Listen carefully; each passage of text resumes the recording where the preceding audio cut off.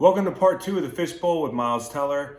This one's all about how he selects the roles that he plays, and he has kind of a method to it. I mean, he's very intentional about picking roles that mean something to him in a lot of his films. Your upbringing, it seems like, and this is all assumption because I don't know Hollywood, but it would seem to me that a lot of people in acting have like this like background since they were young. That's the trajectory they were on.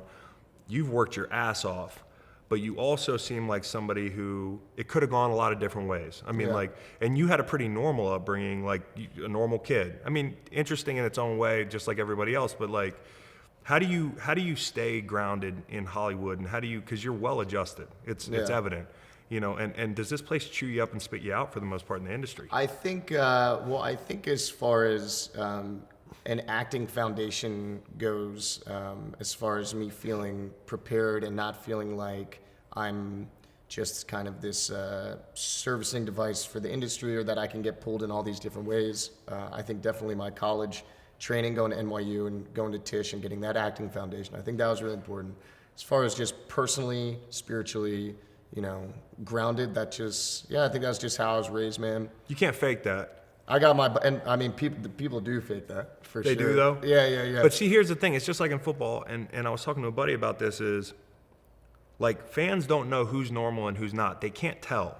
You know what I mean? Like they think a certain player, and I don't want to name names, they'll be like, this guy's so humble. He's such a great guy. Yeah. But he's really a douchebag behind the camera. Oh, yeah. He's not normal. He's not, and then some of the guys that they hate are the most down to earth. Yeah. And so I just don't think they have a great read. I mean, for me, do most actors get into it because they've been siphoned into this world, or are more people like you than not? I mean, where they... Well, I think it's a couple different routes, right? Like there's one, it is, a lot of people want to be famous, and that is, being an actor, that's a route to that. And then I think the better actors, I think they want to give a voice. Yeah. They have a lot of, I think for me, I have a lot of curiosity, and I have a lot of empathy. So I've just always been, I want to lend a voice to stories that I don't know, I just feel connected to, and I feel like I can come at it from an honest place. And you've done that. I mean, like, one of the things I like about your IMDb, I don't even want to, your fucking filmography or whatever the fuck, what do people say in this industry? Am I getting that right? Yeah, that's right. Your filmography, sir. People don't really use filmography. Well, your You discography. say, your discography. say If we're talking DVDs, your discography, fucking yeah, you could just say my your Blu-ray you discography. could say my resume, Yeah. my all my hits. Your hits. So your hit My list. hit list is very short. Your hit list. No, My hit list is very short. But you seem to pick roles that are impactful. I mean, you've had a number of serious roles. I mean, all of them have an issue tied to them. A lot of them. I mean, thank you for your service, right? You're passionate about the PTSD angle, how we treat returning vets, like, military's been military. The town I grew up in was pretty heavily recruited, small little town, and then a lot of my buddies are military. Yeah. I have some military in my family as well. Do you select that and say, I want to shine a light on? Oh, on this absolutely. issue? Yeah, absolutely, man. That was yeah, I mean, that's it's tough. And even I was talking with a buddy of mine who does music, and he's like, there's so much going on right now, politically, kind of just as where we're at, kind of with just whatever the state of the country, not even just politically, just racially. I don't know financially, and the music's not necessarily reflecting it. Right. And in movies, like, and that's the thing, man. Like, I've done a couple of these movies. Thank You for Your Service, or I did this movie, Only the Brave, about the 19 firefighters who passed away, and people didn't really see that. They don't really want to see it, but I think that's the power of doing a film, because not everybody's going to read. Most people aren't going to sit and read a New York Times piece about what it's like for these vets returning from home. And then you make a movie about it, and it's a way to, in hopefully an entertaining way, give people all of this information.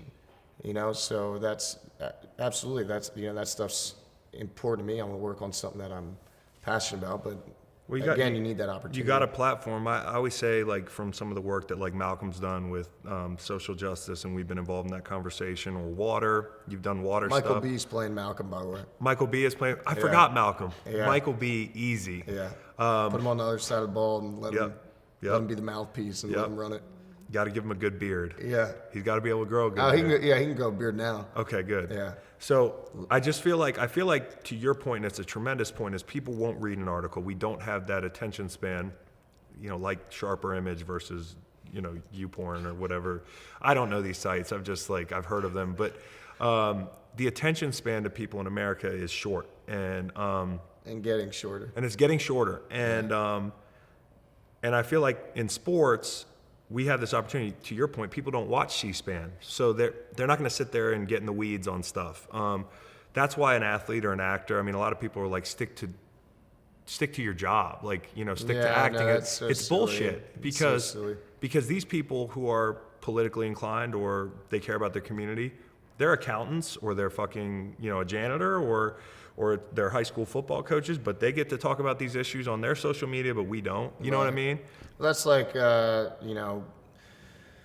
whenever a guy, it's interesting for me. Like I've done earlier in my career, I was doing, I did some interviews, and because I always just want to be like very, kind of how we are now, just very off the cuff. And I just wanted to present myself as, I want to take the veil off of, being an actor. I'm not going to give you any scripted answers. I'm just going to talk very, kind of real to you. And then I've been burned so hard because they just pick out one thing and splice, and they want the clickbait of it. And I think that can definitely hurt your career to a certain extent if people feel like your headlines from interviews are going to get in the way, are going to give people a certain image of you that takes away from the promotion of the movie or whatever it is. People are more interested in, what you're saying. I think it also just comes with age. Yeah.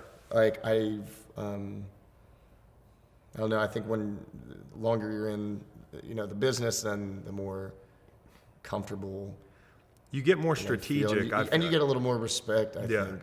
You get more respect. You can talk on things you want to talk about. You can be strategic about, like you said, the clickbait thing is fucking maddening. It's so many actors don't even do print interviews anymore. That's why I like doing stuff like this, because nothing is, you're just a good guy, but nothing. Well, you don't know me yet. You can't cut. I haven't told you that the Grateful Dead might be overrated yet. Okay. We'll get to that. You kind of I said might be. I said might be.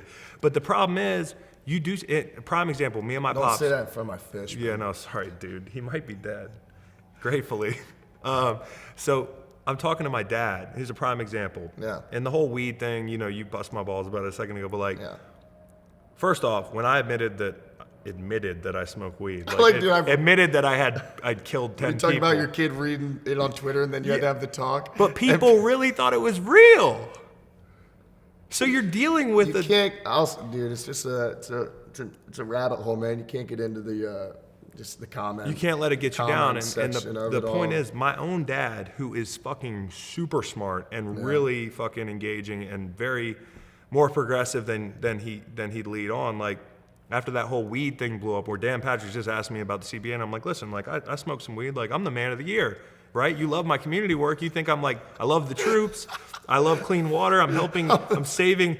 You gave me the Walter Payton Man of the Year. You think I've had a really good career, 2 Super Bowls, 70 sacks in the NFL. And I smoke weed a lot. Yeah. So the point is, everybody twisted it. There were so many clickbait articles that twisted that I was bragging about beating the system. I cheated the test. Destigmatizing it. So my dad's sitting there one night at the dinner table. He's like, listen, you're your own man. You always have been. And I respect your, but why make it like you're trying to beat the test? Why is that the lead? I go, Dad, are you falling for clickbait? Yeah. Like, even my own dad is just reading the headlines. Yeah. So it's like, I've had conversations with my parents too on things like they'll read something and then at some point they'll bring it up. I'm like, no, come on, man. I need my inner circle to not. Come on, I can't have you guys. I can't have my people. At two Brute, getting stuck in that too, man. Come on. Yeah, dude. And he was like, I get it. He was like, I did not read the article. I'm like, read the fucking article, dude. Yeah. And additionally, I was like, you work for NFL Fox Sunday. You have the attention of way more people every week. You have millions of people that hang on your every word.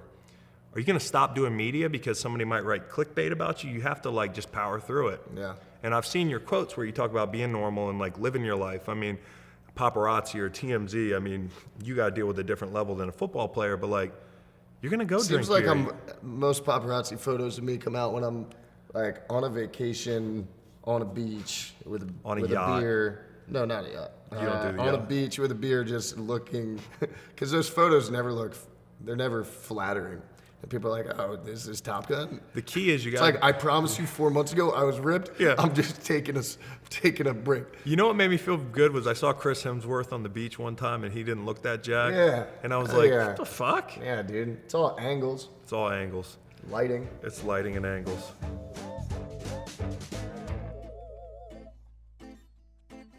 Thanks for watching part 2 of The Fishbowl with Miles Teller. In part 3, we're going to talk all about that movie that everybody loves, Whiplash.